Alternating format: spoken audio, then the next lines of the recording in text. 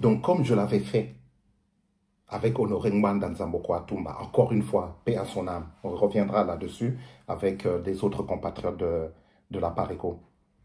Toute proportion gardée, j'ai fait la même chose avec Joseph Kabila Kabange, notre leader au sein du Front commun pour le Congo, le président honoraire,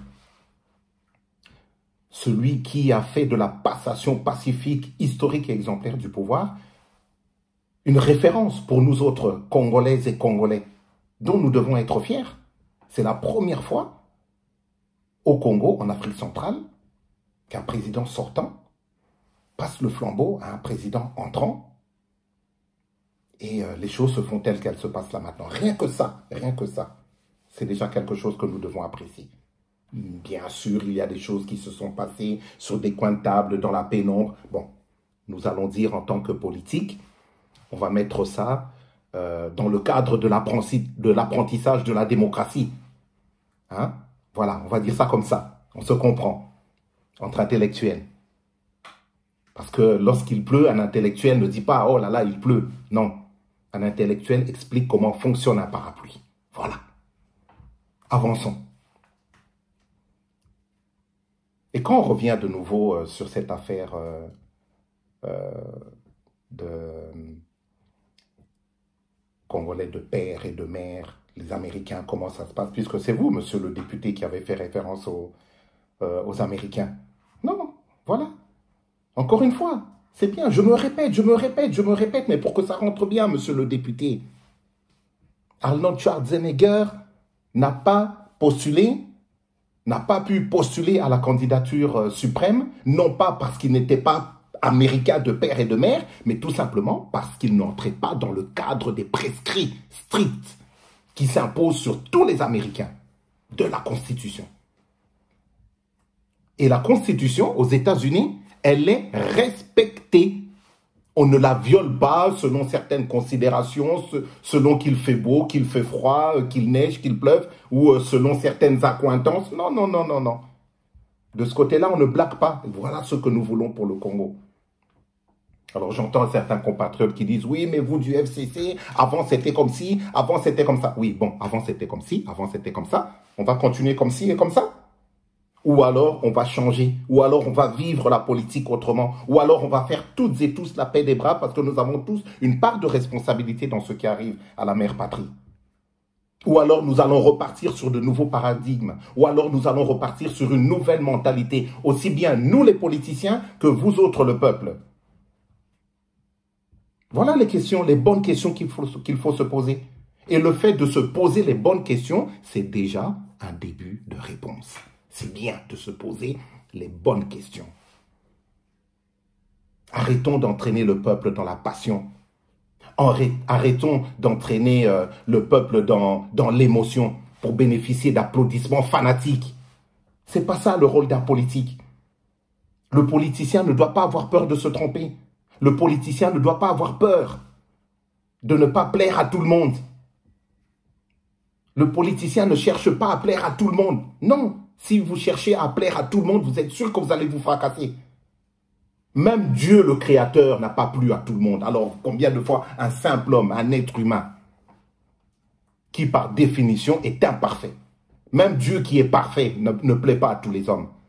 Alors vous, un homme imparfait, par définition, un homme, par définition, qui est imparfait, vous voulez plaire à tout le monde? Ce n'est pas possible.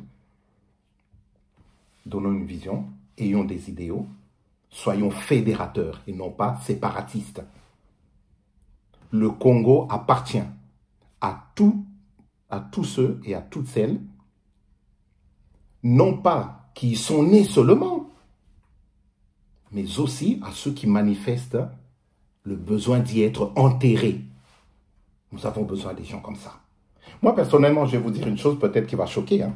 Ça ne me gêne pas qu'un Rwandais dirige le Congo. Ça ne me dérange pas qu'un Congolais dirige le Gabon. Ça ne me dérange pas qu'un Gabonais dirige la Côte d'Ivoire. Nous sommes tous africains et nous dirigeons l'Afrique. Ce sont des pays en Afrique. Mais ce que je veux, ce que je demande, ma vision, mon idéal, celui que je prône, c'est que ceux qui sont à la tête des États, à tous les niveaux, président de la République, ministres, députés, toutes et tous, et au centre de leurs préoccupations, l'essor des pays qu'ils dirigent et le bien-être des populations qui leur font confiance. Qu'ils se battent comme Barack Obama s'est battu pour les États-Unis. Je veux qu'un Congolais, que celui qui sera à la tête du Congo se bat pour le Congo et se bat pour le peuple congolais. Maintenant, Monsieur Noël Tiani, Monsieur le député national, nous sommes en plein ère 2.0 où les intérêts sont interdépendants. Vous ne pouvez pas dire, oui, mais un Congolais qui serait moitié Congolais, moitié Rwandais, s'il se retrouve à la tête de l'État, ben, est-ce qu'il va se battre pour le Congo ou bien pour le Rwanda? Mais non, déjà, il va se battre pour le Congo. La réponse, elle est là. Il va se battre pour le Congo et pour le peuple congolais. C'est pour ça qu'il a été élu comme Barack Obama. Mais maintenant, les intérêts sont interdépendants entre les nations. Bien entendu qu'il va tenir compte de certains paramètres qu'il y a avec le Rwanda, qu'il y a avec les États-Unis, qu'il y a avec la Belgique, qu'il y a avec d'autres pays avec lesquels nous sommes frontaliers. Il y a des paramètres dont il faut tenir compte. Tout n'est pas noir ou blanc, comme vous êtes en train de le faire émotivement avec les Congolais. Entre ces deux couleurs extrêmes, je ne le dirai jamais assez, il existe des nuances dans lesquelles nous devons piocher pour trouver des sources de vérité qui vont veiller à nos intérêts en tant que Congolais. Entre ces deux couleurs extrêmes, il existe des nuances. Et les nuances, nous devons nous en servir. Le président de la République n'est pas le seul à diriger le pays. Reprenons l'exemple de l'Amérique. En ce qui concerne les politiques étrangères, parce que c'est de ça que vous parlez. Ce n'est pas le président des États-Unis seul qui décide. Il tient compte de l'avis de la Chambre des Congrès, leur Assemblée nationale, leur Parlement. Il en tient compte. Il tient compte de l'avis des militaires, de l'armée. Il tient compte de l'avis des secret services, des services secrets. Excusez mon accent. Il tient compte de tous ces paramètres. On ne vient pas comme ça, bon, allez, hop, on va attaquer la Chine. Non, mais oh, vous allez où là? Il y a une histoire entre la Chine et les États-Unis. Il y a des intérêts interdépendants entre la Chine et les États-Unis. On a besoin d'avoir l'avis de l'armée. On a besoin d'avoir l'avis des services secrets. On a besoin d'avoir l'avis des députés nationaux. Il faut tenir compte de l'opinion publique. C'est comme ça qu'on dirige un pays. C'est pas en disant, allez, on va attaquer le Rwanda, on n'aime pas les Rwandais, 50% et tout. Mais, hein, ni Nyangoko, ni Nyango. Ni Nyango Boye. Ni Nyango Boye. Arrêtons de prendre les Congolais pour des benets, pour des idiots. Batuba tangate, toko bois ki la bango, nyon sotolingi, bako mela bakolia, peuple moko zoba. C'est ça que vous êtes en train d'imaginer. L'Assemblée nationale. J'entends monsieur le député qui dit, ah, vous savez, nous sommes combien à l'Assemblée nationale? Vous êtes fiers de tout ce qui s'est passé à l'Assemblée nationale? Si c'était ici en France, l'Assemblée nationale serait dissoute, le président de la République, il aurait démissionné. Les choses ne se passent pas comme ça s'est passé au Congo. Ici en France, dans nos pays d'accueil en Occident. C'est beaucoup plus subtil, c'est beaucoup plus organisé, c'est beaucoup plus intelligemment fait. Mais c'est un autre sujet, hein? On ne va pas revenir là-dessus. On ne va pas ouvrir la boîte de Pandore parce qu'après, on va assister à des monstruosités. Ce n'est pas ça notre but. Voilà, on n'est pas là pour taper dans la fourmilière et pour provoquer des choses que l'on ne maîtriserait pas par la suite. Mieux vaut arrêter à ce niveau-là. Voilà. Donc, je ne vais pas être trop prolixe. Je pense que le sujet, il est long, il est vaste, hein, on peut en parler. Alors, pour mon cas, là, je vais répondre à toutes les personnes qui disent « Ah, mais Yozo le babon parce que vous avez mis Dakar », c'est-à-dire Congolais de Brazzaville et Congolais de Kinshasa. Bon, bref. Pour l'information générale, tout simplement, voilà, parce qu'on est dans le truc, hein, tout simplement, bon, c'est vrai que des fois, comme disent les enfants, ça me met le somme des fois d'entendre des choses comme ça. Mais bon, bref, mon père est congolais. Tenez, je ne suis pas le seul dans ce cas. Mon père est congolais, Moussingo, mais Mukongo 100%, langage populaire. C'est-à-dire qu'il a reçu en héritage de ses parents, à lui, donc mes grands-parents à moi, l'appartenance à l'une des ethnies qui composent le Congo. L'ethnie, donc, Congo, bah Congo, voilà. L'ethnie Congo, voilà. Et Moussingo, mais bon, bah voilà, pour le Bakaki Congo.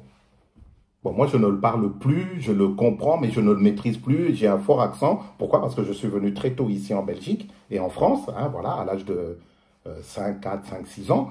Voilà. Et bon, c'était français, français à la maison. Hein, donc, bon, vous comprenez certaines choses. Banapoto et Belé, bah, qu'on comprendra en haut. Et puis, quand on regarde du côté de ma mère, ben, ma mère, elle est née à Kenge dans le Bandundu. Donc, elle a reçu en héritage de ses parents l'appartenance à l'ethnie Bandundu. OK? Maman Zamouyaka, en fait, du côté de sa maman. Mais c'est son papa qui a quitté le Congo-Brazzaville, qui est venu s'installer à Kenge dans le Bandundu, qui a rencontré son épouse, donc ma grand-mère. Et de cette union est née ma maman. Maman a quitté Kenge, elle est venue s'installer à Kinshasa. Elle a rencontré papa Mena, l'ancien chef du protocole d'État, sous feu Mobutu, père son âme.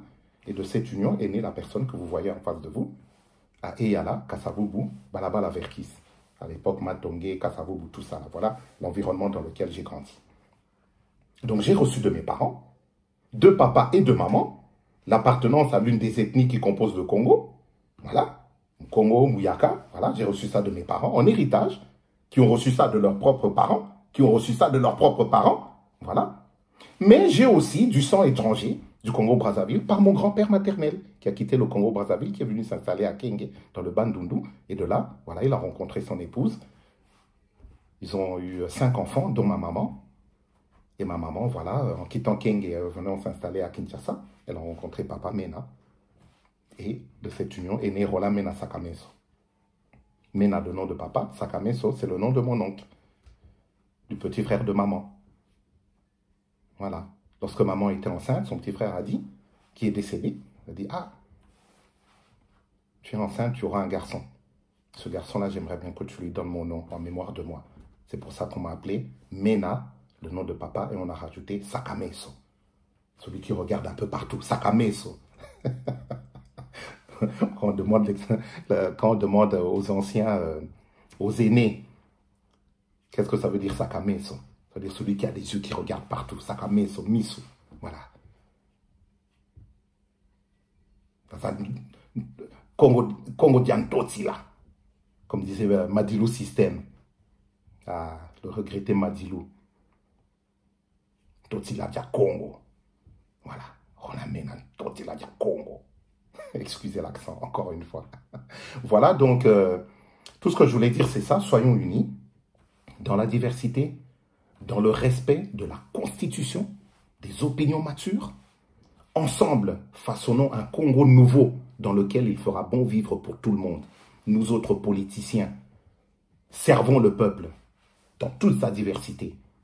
Un député n'appartient plus à son clan, à son ethnie, à sa tribu. Un député appartient à la nation. Le président de la République n'appartient plus à son ethnie tel qu'il est là.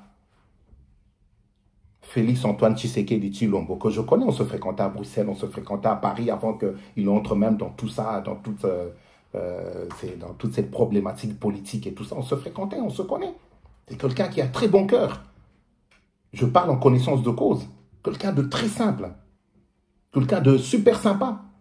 Et voilà, maintenant, il y a des choses hein, qu'il vit, qu'il côtoie. Et voilà, les choses bougent. Hein. Mais ce qu'on lui demande, c'est d'avoir le souci du Congo et du peuple congolais first. De tout le peuple congolais. Il appartient à tous les Congolais. C'est notre chef de l'État. C'est notre président de la République. Il est le président de tous les Bas-Congo, le président de tous les Bas-Luba, le président de tous les Bas-Swahili, le président de tous les Bangala. C'est lui, Félix Tshisekedi. Comme l'était avant Joseph Kabila Kabange, qui était notre président à toutes et à tous. Qu'on l'aime ou qu'on n'aime pas, c'est pas ça le problème. Mais lui, il était notre président à toutes et à tous, comme aujourd'hui l'est son successeur. Et donc, un président de la République, il travaille d'abord pour son pays et pour son peuple. Peu importe ses origines.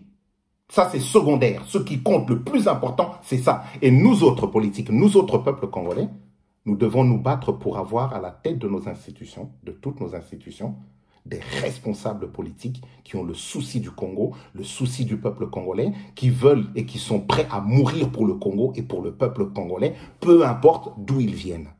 Ce qui compte, c'est d'abord ça, dans le respect de la Constitution et rien que de la Constitution.